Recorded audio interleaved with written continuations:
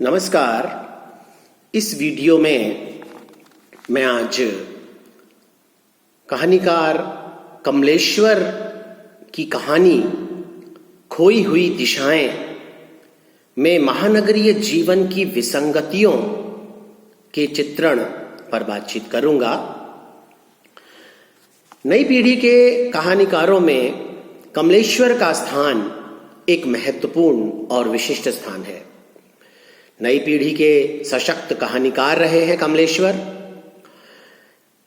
इन्होंने बहुत सारी कहानियों की रचना की और इनकी कहानियों में सामाजिक दायित्व के निर्वाह की अकुलाहट बहुत ही सशक्त रूप से अभिव्यक्त हुई है। शताब्दियों से चली आने वाली पुरातन रूढ़ियों के प्रति इनकी कहानियों में विरोध का स्वर और नवीन मूल्यों के प्रति आग्रह भावना हमें दिखाई पड़ती है। आज का मानव नवीन जीवन मूल्यों की स्थापना करने के लिए व्याकुल है और पुरातन रूढ़ियों और सामाजिक अंध परंपराओं को तोड़ने के लिए वह छटपटाता दिखाई पड़ता है। इसी संघर्षशील और आधुनिक मानव की गरिमा को कमलेश्वर ने अपनी कहानियों में अभिव्यक्त किया। इनकी कहानियों में परिवेशजन्य खोखलेपन को अनावृत करने का पूरा प्रयास हमें दिखाई पड़ता है।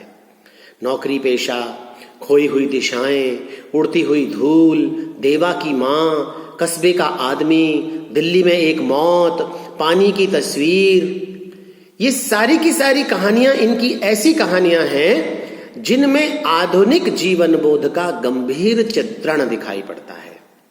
साथ ही साथ इनकी कहानियों में लेखकीय प्रतिबद्धता और सामाजिक दायित्व के निर्वाह का दिशा निर्देश भी हमें मिलता है। इनकी कहानियों में आधुनिकता का आत्मपरक दृष्टिकोण दिख पड़ता है। कितने पाकिस्तान जैसी इनकी कहानी समकालीन राजनीतिक अस्थिरता का व्यंग्यपूर्ण चित्रण करती है। इस प्रकार इनकी कहानियां मानवीय आस्था के अन्वेषण से परिपूर्ण है।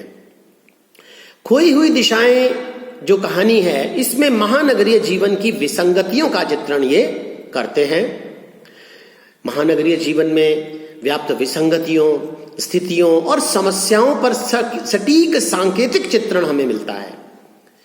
वर्तमान में महानगरीय जीवन की अति व्यस्तता के कारण मानव का जीवन यांत्रिक सा हो गया है। इस प्रकार के जीवन में वो एकाकीपन, अजनबीपन महसूस करता है और अपनों के बीच रहकर भी परायेपन का संत्रास भोगता हुआ दिखाई पड़ रहा है। ये कहानी इसी विसंगति का वर्णन बखूबी करती है। अति व्यस्त दिनचर्या की बात करें तो महानगरों में वर्तमान में लोग इस प्रकार से जीवन जी रहे हैं जैसे वो यंत्रवत जीवन जी रहे हों। रोजी रोटी के लिए, आजीविका के लिए सुबह से शाम तक भाग दौड़ करते हैं और इस भागम भाग में केवल उन्हें सबको अपना अपना स्वार्थ दिखाई पड़ता है। दूसरों के साथ जान पहचान बढ़ाने, अपनत्व भाव बनाने का उनके पास मौका ही नहीं मिल रहता।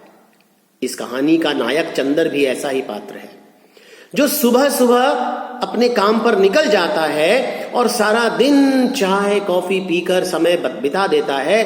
क्षण भर के लिए भी उसे आराम नहीं मिलता और अंत में वह थका हारा घर लौटता है और निर्मला जब उसे खाना लगाने के बारे में पूछती है तो दिन भर भूखा रहने के बाद वो उससे कहता है अभी खाने का मन नहीं है।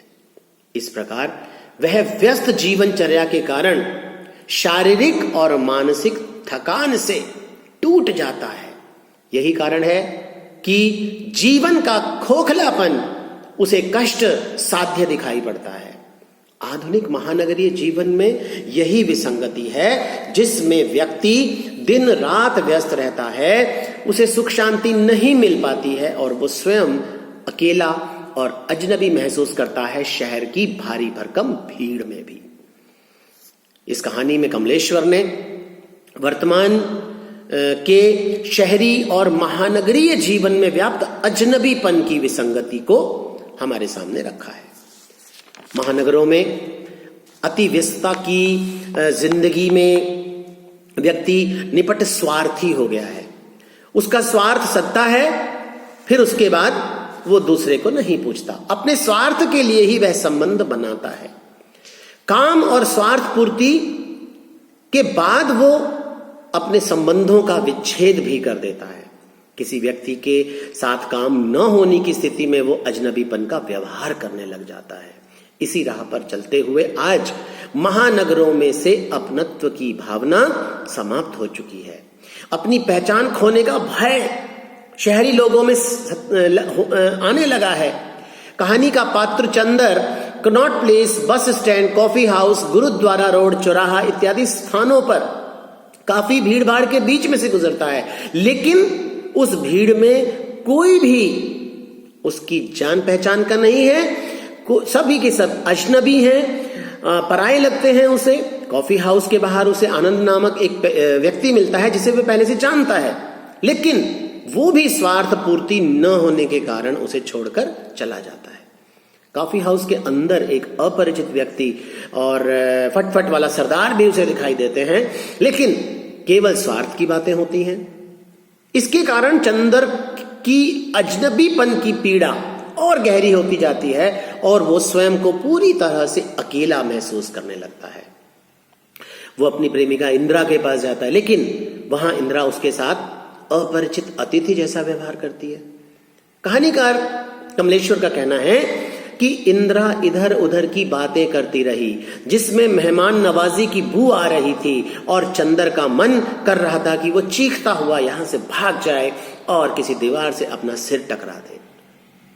इस समय चंदर को इंदिरा से जो बातें करनी थी वो बातें भी उसे बिल्कुल याद नहीं आ पाई। इस कहानी में कहानीकार ने महानगरीय जीवन में व्याप्त इसी अजनबीपन और स्वार्थपरता का बड़ी कुशलता के साथ चित्रण किया है। महानगरीय जीवन में भौतिकवादी प्रवृत्तियों के प्रति अतिशय लालसा बनी दिखाई पड़ती है। अति व्यस्त जिंदगी, प्रत्येक व्यक्ति केवल खुद के लिए जिए जा रहा है। ऐसी परिस्थितियों में लगता है महानगरीय व्यक्ति संवेदनाहीन हो गया है, संवेदन शून्य हो गया है और उसकी संवेदनशीलता कहीं दब गई है। आज का व्यक्ति आत्म केंद्रित होकर एकाकीपन का शिकार हो गया है। उसे एकाकीपन की पीड़ा भोगनी पड़ती है। वो उसे दूर करने के लिए लालायित रहता है।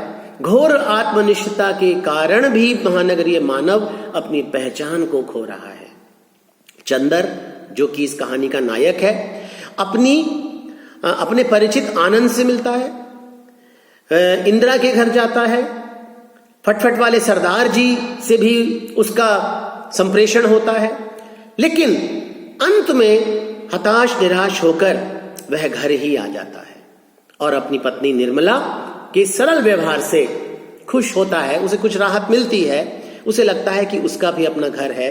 फिर भी वो अपनी पहचान खोने की चिंता से देखता है कि सामने वाला गुलदस्ता उसका अपना है, पड़े हुए कपड़े उसके अपने हैं, उनकी गंध वह पहचानता है, उन सभी चीजों में एक गहरी पहचान है। रात में चंदर निर्मला को स्पर्श करता है और उसके जाग जाने पर अपना मुंह उसके सामने करके डरी हुई आवाज में पूछता है कि मुझे पहचानती हो ना निर्मला। इस प्रकार अपनी पहचान खोने के प्रति चंदर चिंतित है। महानगरों में आज लोगों के कृत्रिम और स्वार्थी संबंधों के कारण अपनी पहचान खोने की स्थिति दिनों दिन बढ़ती जाती है। इसी विसंगति का यथार्थपरक चित्रण कमलेश्वर अपनी इस कहानी में करते हैं। महानगरीय परिवेश की भीड़ भाड़ वाली जिंदगी, चंदर कनॉट प्लेस के lawn, bus stop, Gurudwara road, कई जगहों पर जाता है, लेकिन जहां दिखता है उसे भागते हुए लोग नजर आते हैं। भीड़ इधर से उधर भागती हुई नजर आ रही है। अपने घर से बाहर की ओर सड़क पर भी भीड़ होने का वो आभास करता है।